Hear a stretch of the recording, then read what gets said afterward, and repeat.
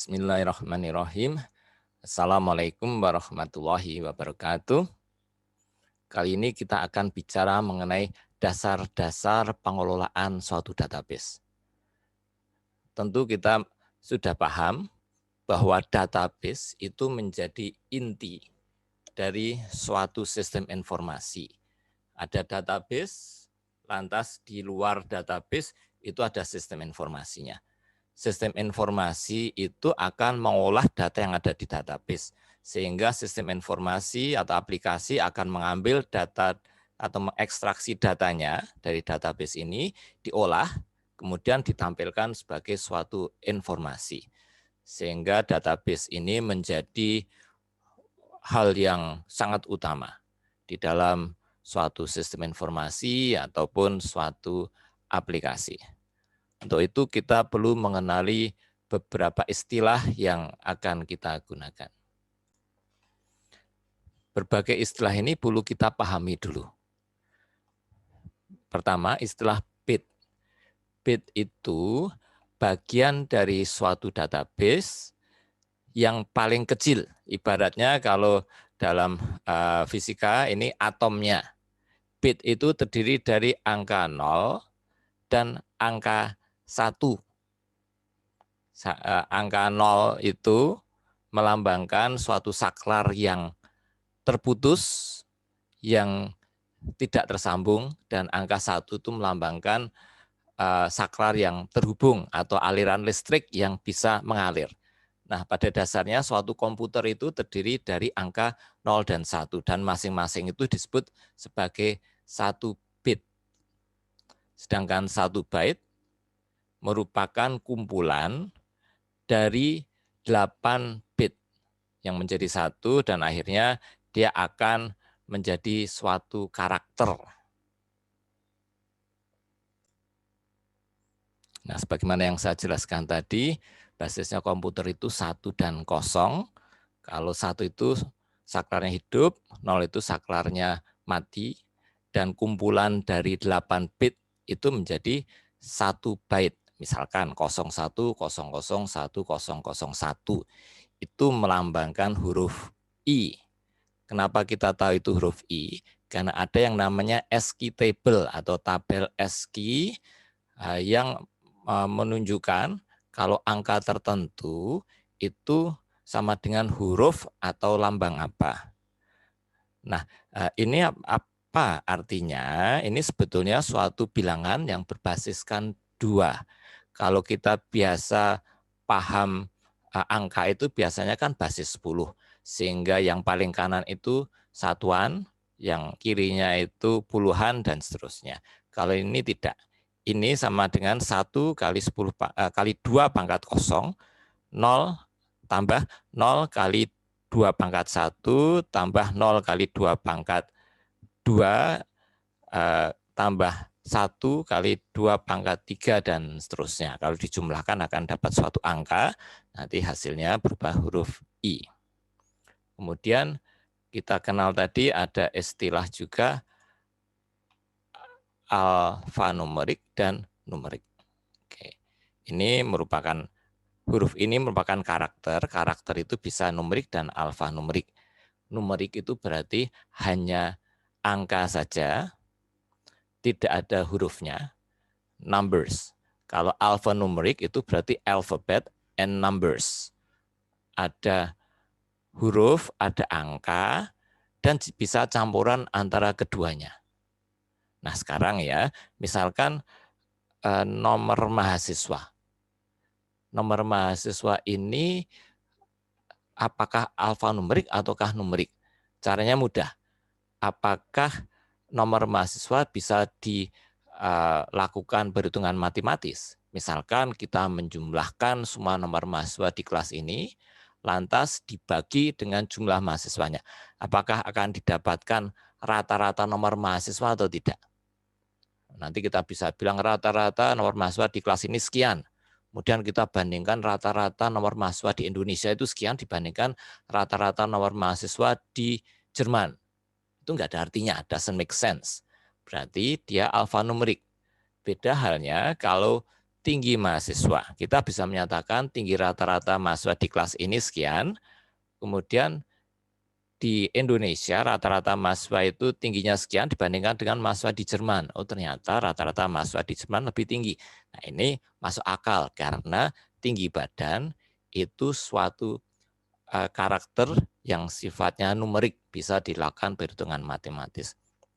Sehingga ingat, yang namanya kode, entah nanti kode nomor mahasiswa atau kode produk misalkan, itu alfanumerik karena dia tidak dilakukan perhitungan matematis dan dia berfungsi sebagai identifier, sebagai kode unik yang mewakili setiap entitas. Setiap mahasiswa punya satu nomor mahasiswa, dan tidak ada nomor mahasiswa yang dimiliki oleh dua mahasiswa yang sama. Demikian dua mahasiswa yang berbeda.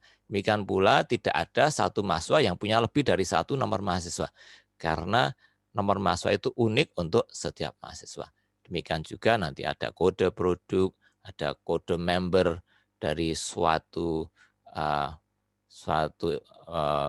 minimarket misalkan, atau nanti ada account untuk setiap nasabah, itu akan khusus beda-beda. Pada bagian berikut, kita sudah tahu tentang data dan informasi, yaitu data itu masih fakta-fakta mentah yang belum diolah. Kemudian kalau dia sudah diolah, sudah menjadi bentuk yang dapat dipahami dan digunakan oleh user, itu namanya jadi informasi. Dan berikutnya kita akan pahami mengenai entitas, field, record, file, database, dan key field. Nah, sebagai gambaran awal, database ini pada bagian paling bawahnya ada karakter, tadi bit, byte, characters, alphanumerik, numerik, kemudian ada field, field ditambah dengan record menghasilkan file, kemudian kalau digabungkan beberapa file database menjadi satu database tersendiri. Sekarang kita pahami dulu mengenai entitas. Entitas contohnya di sini. Misalkan ada suatu database yang bicara mengenai dokter. Nah, dalam database tersebut, dokter itu entitas yang dibicarakan atau hal yang dibicarakan dalam database tersebut. Misalkan ada si dokter ini, tapi kan perlu pemahaman dokter ini tuh siapa, di mana, dan seterusnya. Maka ada yang namanya penjelas atau atribut dari entitas tersebut. Ini entitasnya. Kemudian ini atributnya. Atributnya itu namanya Dr. Zaid, profesinya dokter, spesialisasinya bedah, usianya 37 tahun, dan punya nomor praktek tertentu. Sedangkan kalau kita punya database tentang mobil yang ada di Samsat, misalkan ya, sistem yang ada di Samsat, maka hal yang dibicarakan oleh database tersebut adalah mobil. Entitasnya adalah entitas mobil. Tentunya setiap mobil punya kekhasan sendiri-sendiri dan harus dibedakan. Maka mobil ini dibedakan berdasarkan atributnya, yaitu atribut yang paling utama nomor plat mobilnya. Ini menjadi nanti kita kenal sebagai key field atau identifier atau nomor unik yang tersemat pada setiap entitas. Ada juga nomor mesin, nomor chassis, warna, merek, tahun, dan seterusnya. Nah, ini kalau kita ubah menjadi suatu tabel, akan tampak seperti ini. Yang bagian atas ini merupakan tabel database atau file database. Kemudian kita lihat dalam satu baris, ini bercerita mengenai satu entitas. Di sini ada namanya record. Record ini bercerita, satu baris ini bercerita tentang record mengenai dokter tadi. Nomor lisensi prakteknya sekian, namanya, spesialisasi, usia, dan dia bertugas di mana. Demikian juga kalau untuk mobil, satu baris atau satu record itu menggambarkan satu mobil dengan plat nomor tertentu, nomor mesin, chassis, jenis mobil atau merek mobil, tahun, warna. Kemudian kita kenal yang terletak di kolomnya itu adalah namanya field. itu penjelasan dari entitas-entitas tersebut atau atribut dari entitas tersebut. Jadi ada kolom license number, nomor praktek, ada kolom nama, spesialisasi, usia, dan tempat bertugas untuk dokter. Ini ada 5 field jadinya. Kalau di sini ada 6 field yang menjelaskan tentang mobil, nomor plat mobil, mesin, chassis, jenis, tahun, dan warna. Nah, ini gabungan antara field dan record menjadi satu tabel atau satu file database. Makanya muncul piramida yang saya tunjukkan tadi. Kemudian dengan gambaran yang lebih mudah, Anda juga bisa lihat di sini. Misalkan ada pada bagian bawah ini, ada 1 bit, 0, ini 1 bit, ada 8 bit menjadi 1 byte. Anda ingat kalau Anda download itu kecepatannya apa, bit atau byte, nanti Anda perhatikan. Kalau ukuran file itu bit atau byte, Anda nanti perhatikan ya. Oke, kemudian ada field dan record. Ini record ini paparan atau keterangan mengenai satu mahasiswa di sini. Mahasiswa 39044 mengambil mata kuliah kode IS 101, ujiannya Februari tanggal 6, nilainya B+.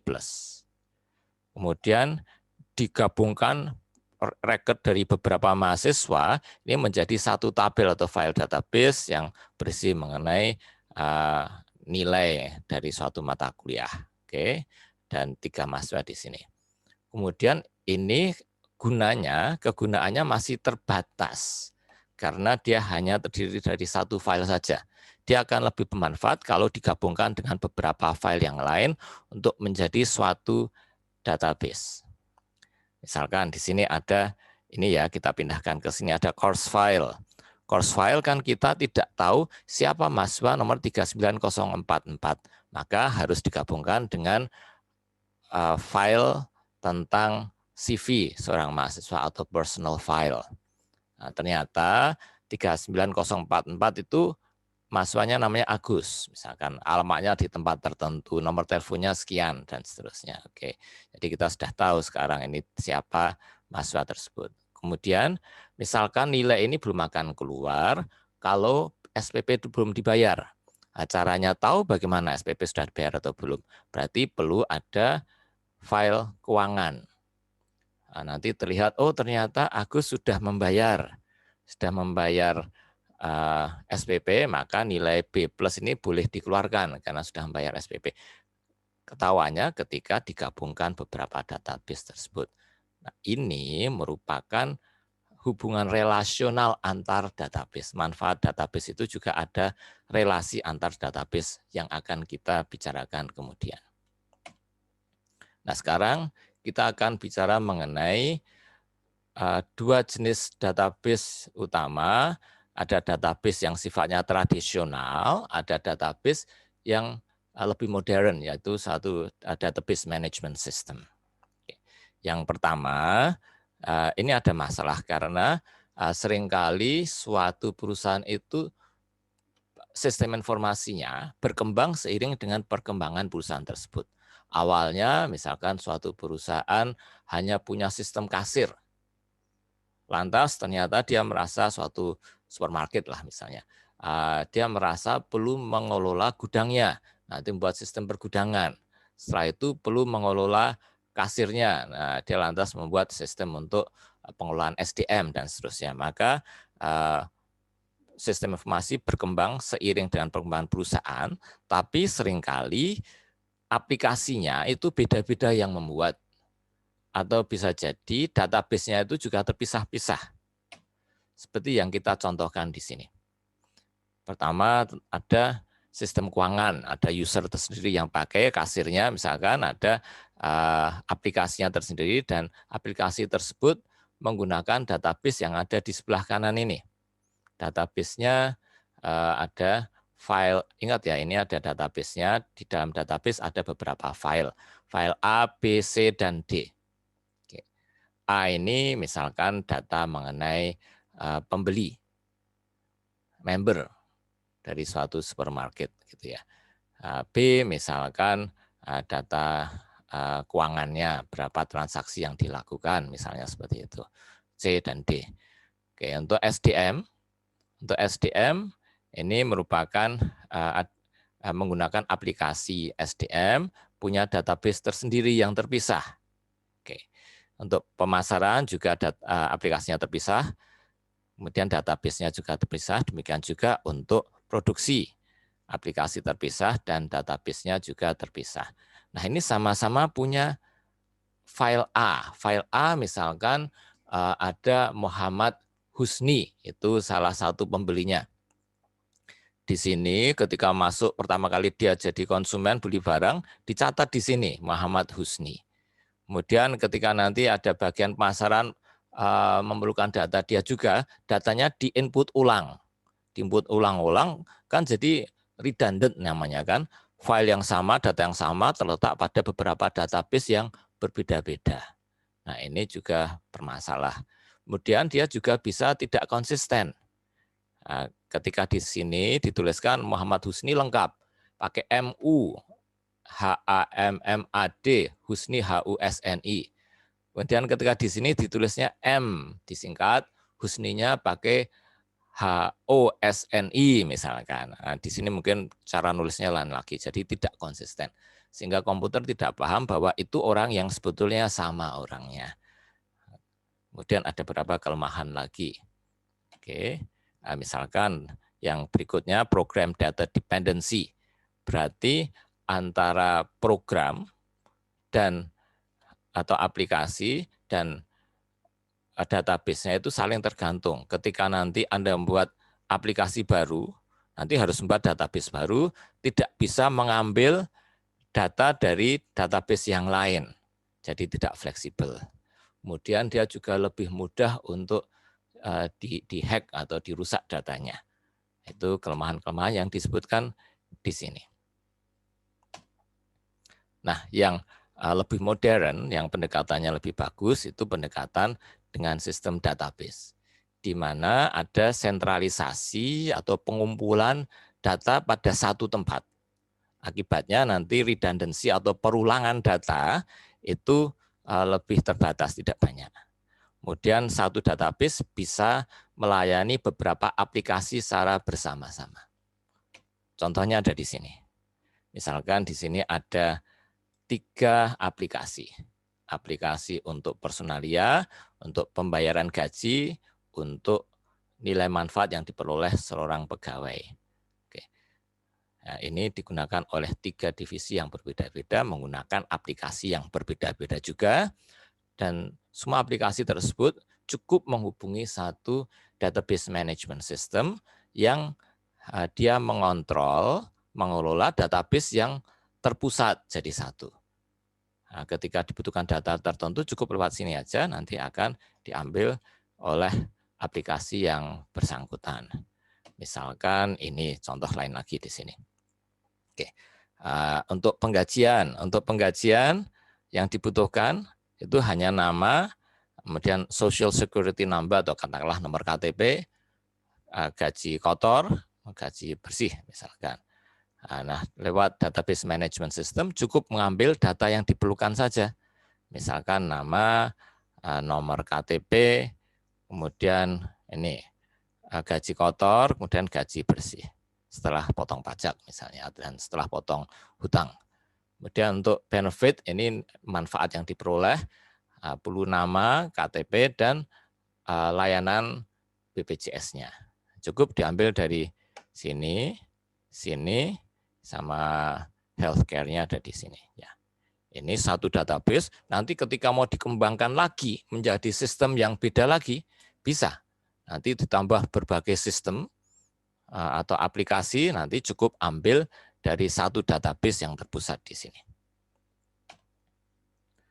Kemudian ke konsep database relasional.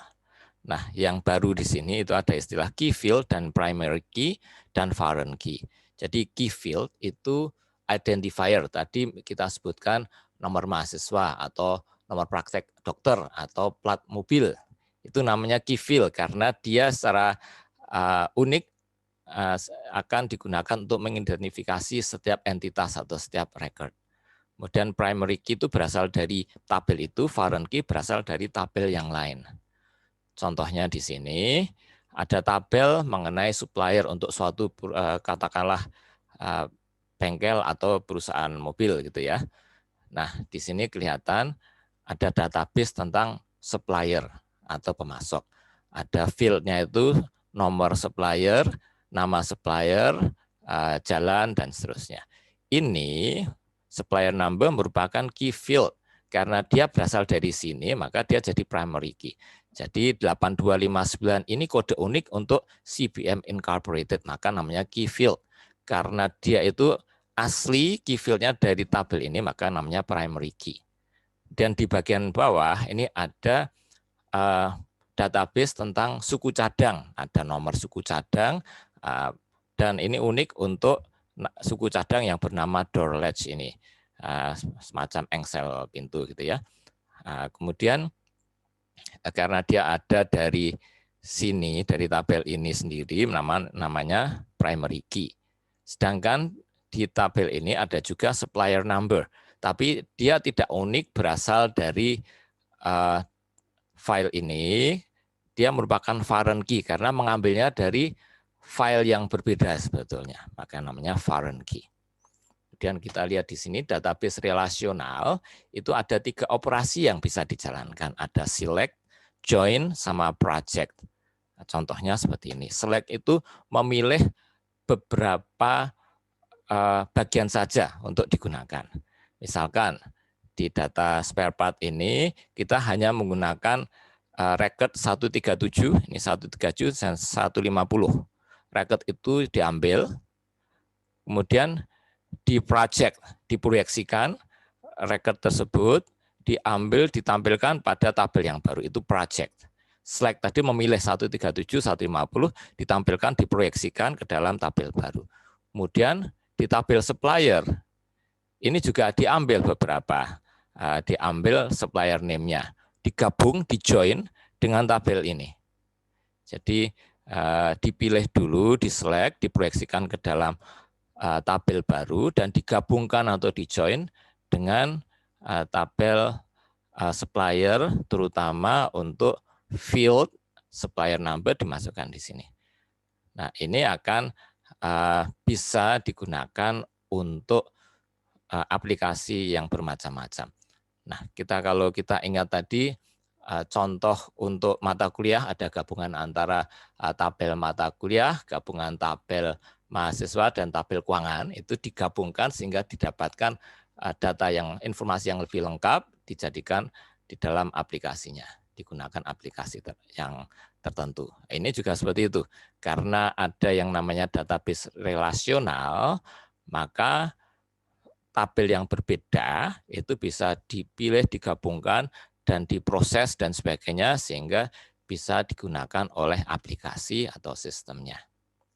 Nah, demikian dasar-dasar sistem database, dan nantinya kita bisa banyak berlatih dari konsep ini, terutama konsep relasional dari suatu database.